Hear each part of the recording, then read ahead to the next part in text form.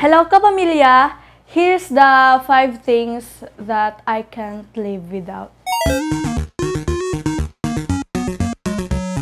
So first, kuha tayo ng lip oil.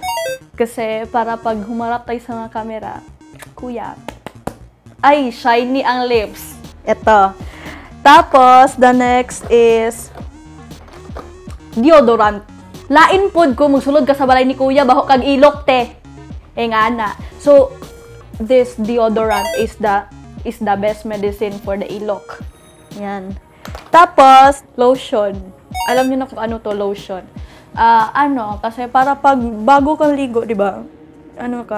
Yung nag-a-apply ka ng lotion para hindi naman maputi-puti yung mga skin mo dyan, para kang nahumol sa asin. Parang galing ka ng Tapos, Kelay eyebrows. Tama ba, eyebrows? Yan. Para maganda naman yung look natin pag humaharap tayo kay kuya. Tsaka yung, sunod is, ipit sa buhok. Kasi parang aswang ako, te, pag hindi ako nakaayos. Yun lang ang 5 bagay